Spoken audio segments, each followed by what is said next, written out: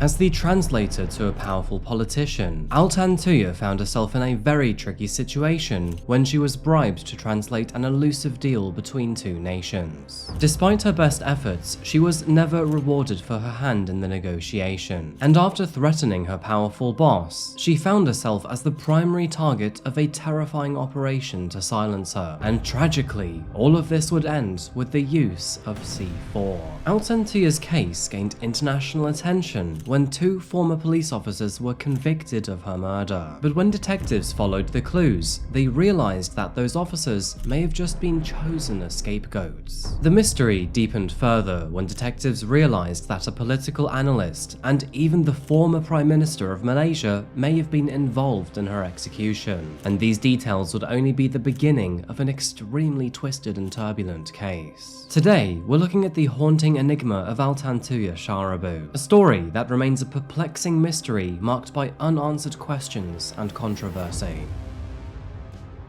Welcome back to Coffeehouse Crime, folks. My name is Adrian, and today we're looking at the disturbing case of Altantuya Shaariibuu. Just a disclaimer that this case is based on the information that is publicly known and is subject to change in the future. By the way, if you like true crime, strange or dark stories, then you've come to the right channel. I post twice a week here. If you like to caffeinate while you investigate and would like to participate in this channel, then please consider subscribing. I really do appreciate it. And now, with that said, please grab yourself a coffee, pull up a seat, and get ready for the deep dive. This is the case of Altantuya Shaariibuu.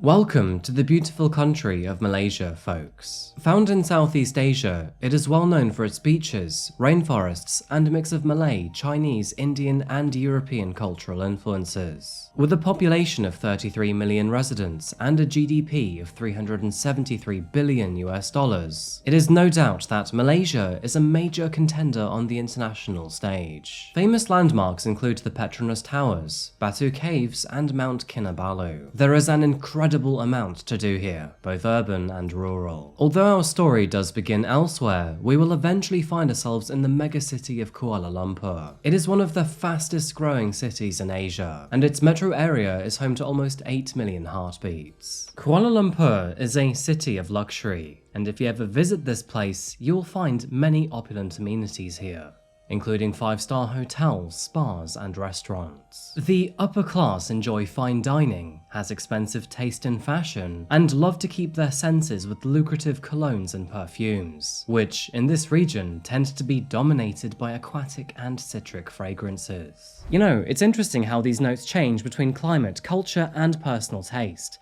which leads me on to my next question here.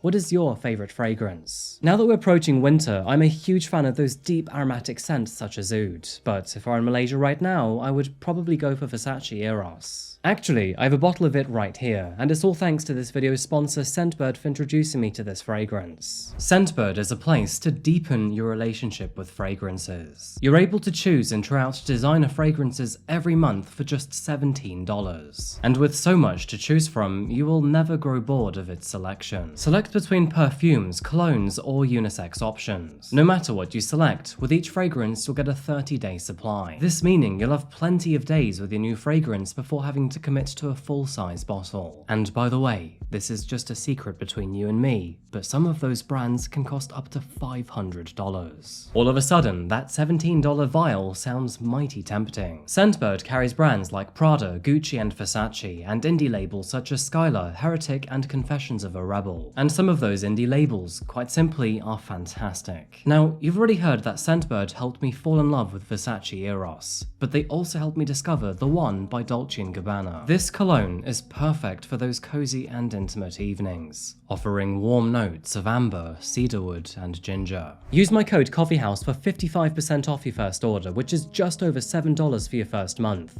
And by the way, this is a great present for the festive period. Scentbird is available in both the US and Canada. Thank you, Scentbird, for sponsoring today's video. Now let's get straight back to today's case.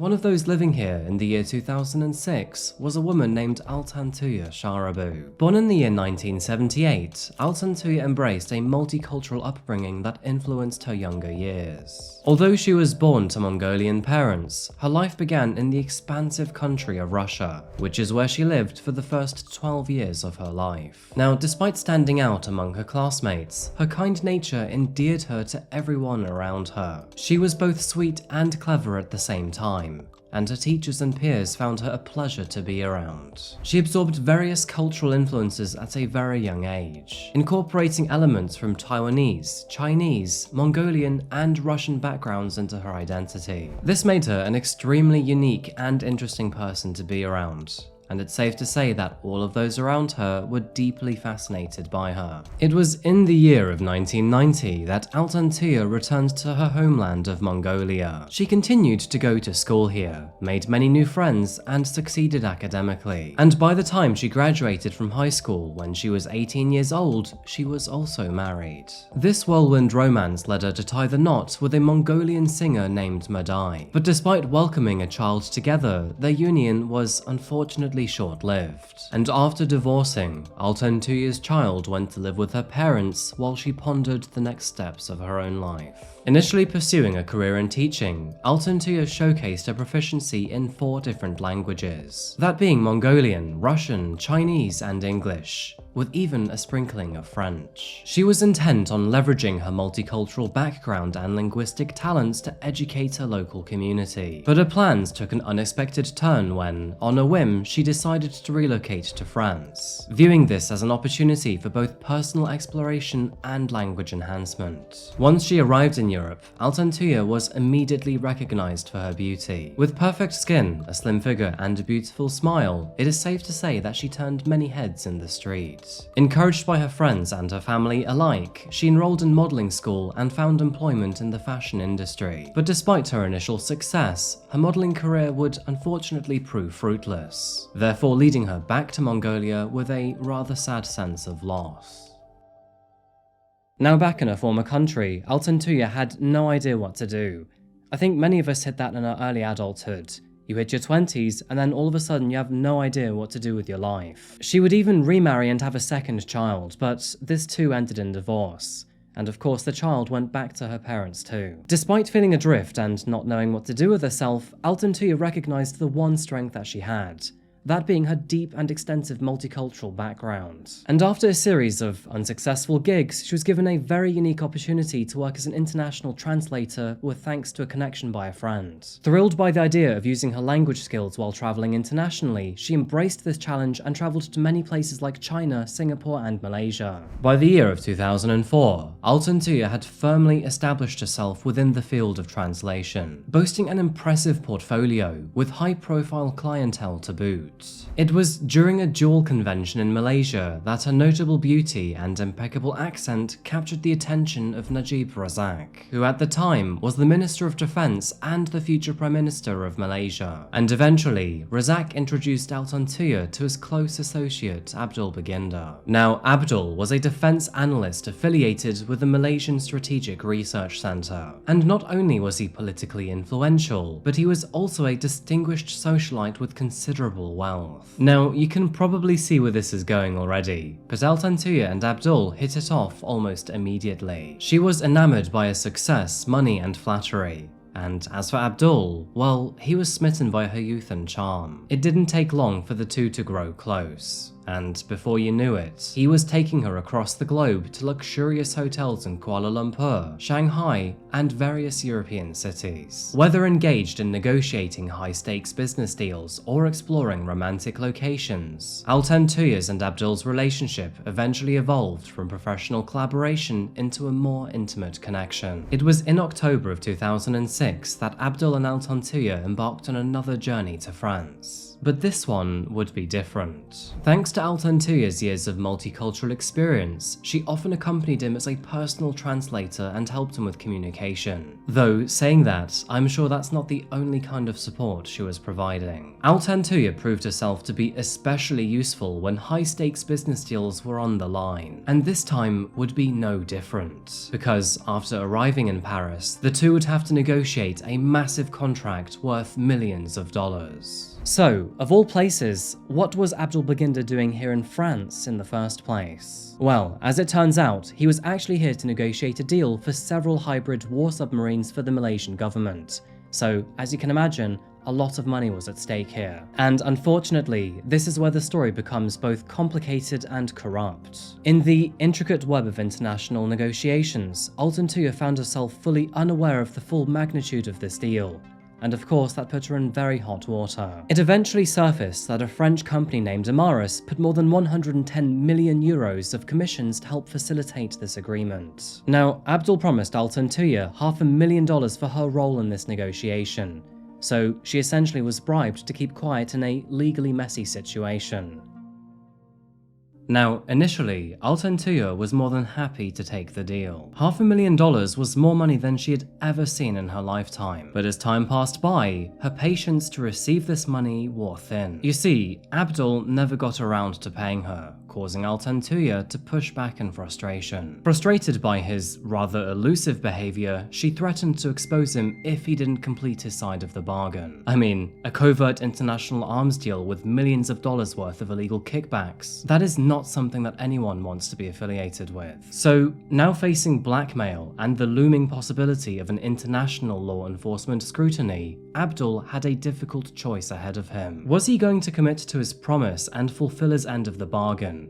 Or would he find another way around this? Paying out $500,000 may have solved all of his problems, but he was worried that she might return to extort him in the future. And so, lost in his dilemma, he contemplated a more infinite way of keeping her silent. You may have guessed this already, but Abdul was no stranger to shady affairs. And so, after returning to his political stronghold in Kuala Lumpur, he discreetly leveraged his extensive political network to address his impending crisis. Traditional methods were deemed to be inadequate given the potential consequences here, and so, in a strategic move, he consulted the Prime Minister's Chief of Security, who would later introduce him to Senior Chief Inspector Azala Hadri, a man with an alleged history of silencing people through lethal actions. Behind the scenes, it appeared that Abdul was about to make sure that he would never be threatened with blackmail like this again. As a side note, it is important to understand here that although Malaysia may seem to bolster a prosperous economy on the outside, its international reputation has actually been tarnished by decades of corruption. The same political party has been running the country for more than 65 years now, and with so much time in power, they have managed to rack up numerous allegations against them. So,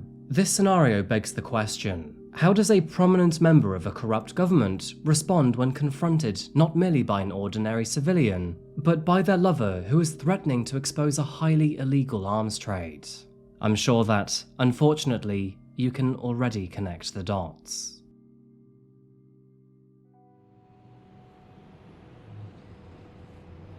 October the 19th, 2006. Altantuya's family were beginning to grow worried. They hadn't heard from their daughter in a little over 24 hours now, and knowing that she was in a foreign country without anyone nearby to support her, her parents knew that they needed to remain vigilant for her safety. Recognizing the gravity of the situation, her cousin decided to take action. Seeking urgent assistance, he filed a police report at the Mongolian embassy in Bangkok, where he then initiated contact with Malaysian authorities, prompting an investigation. After contacting the authorities in Malaysia, a team began to search for Altantuya, and not even 24 hours later, a gruesome sight was discovered in the forest in Puncak Alam. The forest looked more like a battlefield than anything else. A crater, which was clearly created by an explosion, was visible on the forest floor, and amidst the foliage lay the dismembered remains of an individual, with bone fragments, flesh, and tissue scattered in a nightmarish display. With the crime scene so chaotic and dispersed, nobody really knew what to make of this situation. I mean, it was clear that someone had died from an explosion, But could it possibly have been an accident? Sadly, the answer was no, because upon closer inspection, very evident signs of foul play were revealed. This was certainly a case of homicide. It was later revealed that the victim had been shot twice before being stuffed full of explosives. And tragically, it was not those 2 bullets that killed them. So, what was the story behind this gruesome scene?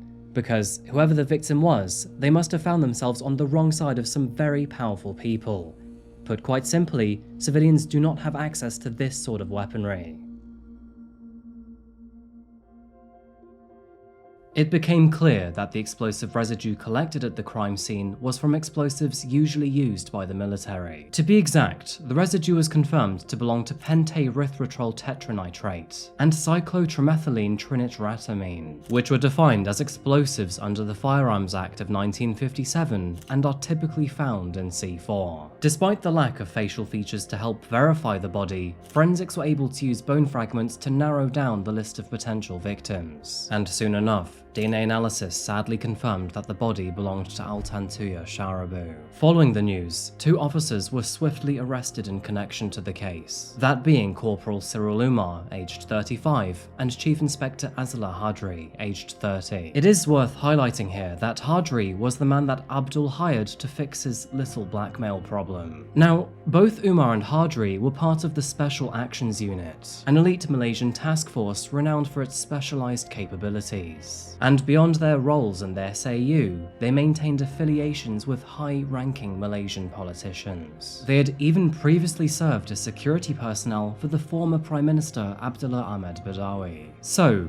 these 2 men were well-trained, well-trusted, and knew how to keep their mouths shut. And if there were ever 2 men that were perfect for this job, it would likely be these 2. With this in mind, all Abdul had to do now was sit back in his estate and let these men do the dirty work. How lucky for him that his clandestine affairs could now be managed effortlessly without any direct involvement.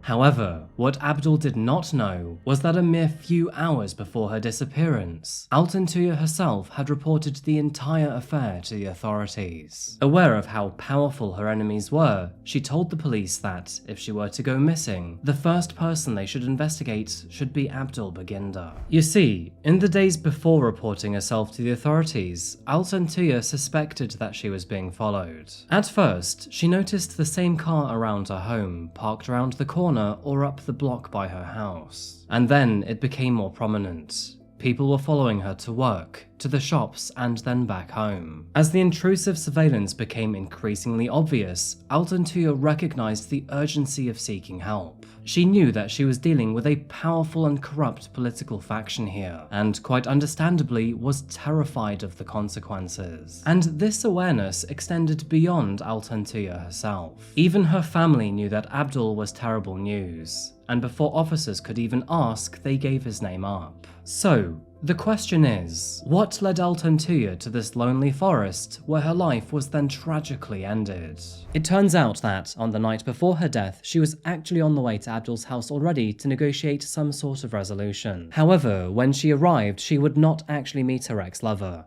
Instead, she met his 2 henchmen, who then put her in the back of a car and escorted her away, for her to never be seen alive again. Now, with an active investigation in progress, law enforcement pursued every lead they could find. And of course, the political party behind this wanted nothing to do with it. And finally, several weeks after the grim discovery of her body, 3 arrests were finally made. That being Abdul Baginda and his 2 henchmen. A pivotal moment in the investigation unfolded when a key witness intimately connected to the case stepped forward. Bala Subramaniam, also known as Bala, was a private investigator hired by Abdul to keep a close eye on Altantuya. And boy, did he emerge with some rather controversial news. Bala claimed that the police had been withholding crucial information on the case, and that, furthermore, he was prepared to reveal everything that he knew. Bala also claimed that not only did the Prime Minister know Altantuya, but he also had a sexual relationship with her too. Bala also revealed conversations with Abdul about his relationship with Altantuya. He claimed that he had inherited her from Najib, who passed her on because he wanted to avoid controversy while he geared up to become Deputy Prime Minister. It was also revealed that Abdul had sought Najib's advice after his trip to France with Altantuya, this implying that Najib was aware of the blackmail and the impending murder case. These allegations were highly inflammatory, and of course painted two very powerful men negatively. And that evening, when questioned about his involvement in the case, Prime Minister Najib Razak strongly denied ever knowing Altantuya, and even claimed that he had never personally met the woman. Abdul simultaneously denied having any inappropriate involvement with Altantuya, and furthermore, he corroborated his story with Najib, claiming he had never actually had any involvement with the girl. Which is quite the statement when you think about it. I mean, receipts and witness accounts all say otherwise.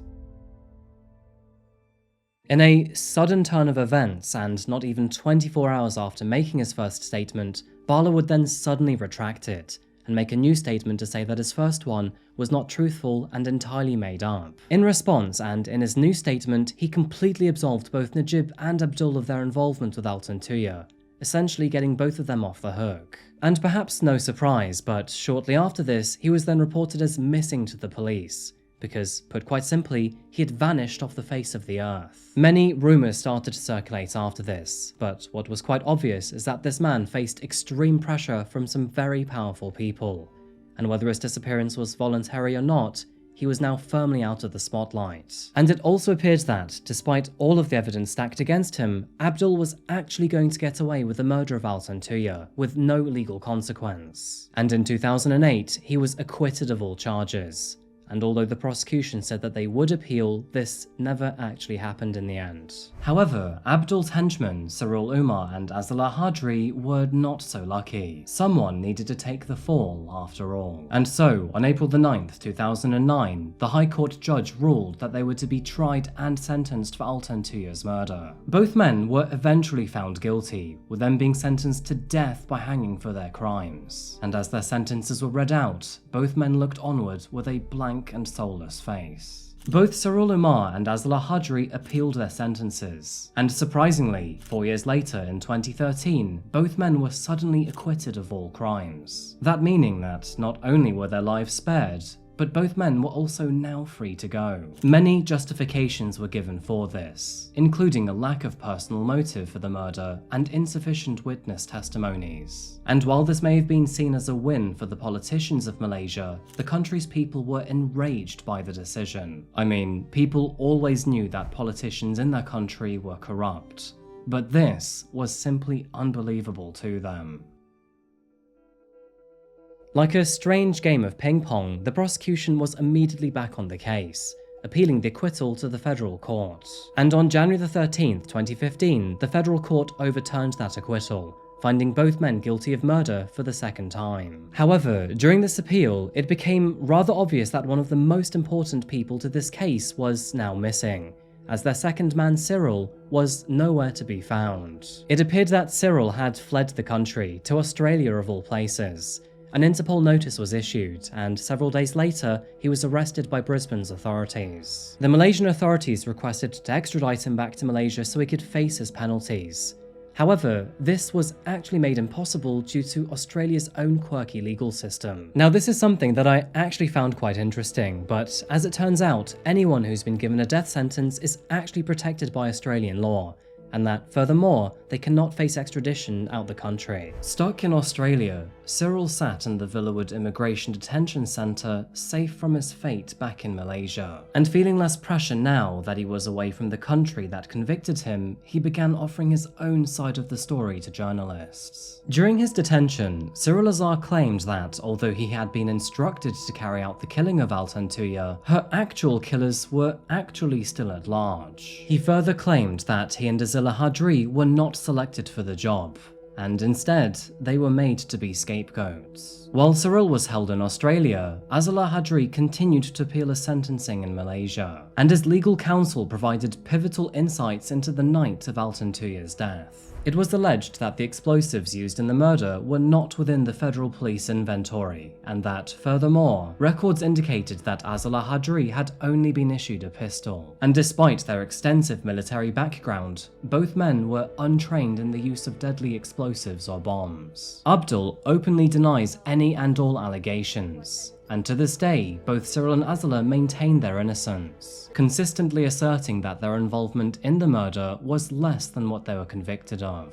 To this day, Cyril still walks the streets as a free man. This is because it was ruled that the indefinite detention of asylum seekers is unlawful in Australia, and so he remains out of custody in Australia to this day. But Azala Hadri is not so lucky. His second appeal was overturned and he remains guilty in Malaysia. And so, to this day, he sits on death row in a cell in Malaysia, awaiting his execution by hanging.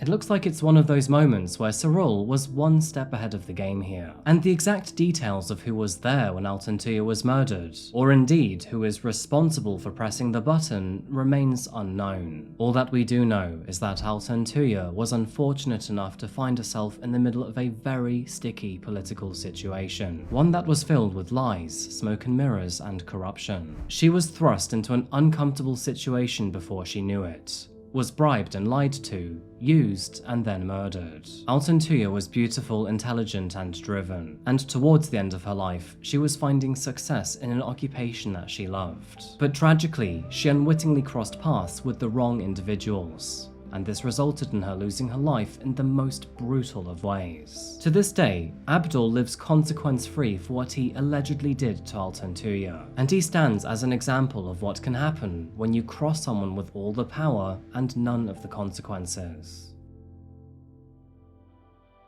Quite a sensitive, controversial, and very political case when we think about it. But yeah, I think that pretty much wraps up our case today, folks. As always, I'd like to know what you think about this case, because yeah, it's quite a concerning one considering how many people are involved and how deep this goes.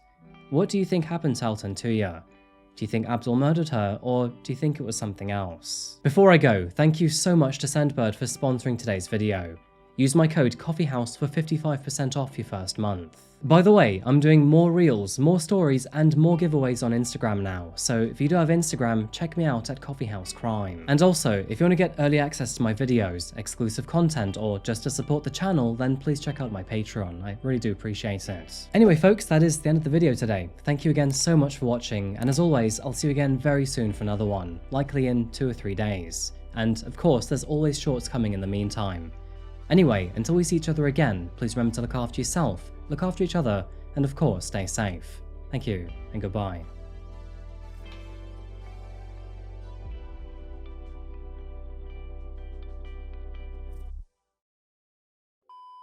Now, this is something that I actually found very interesting, but as it turns out, anyone who's been given a death sentence is actually protected by Australian law, and that furthermore...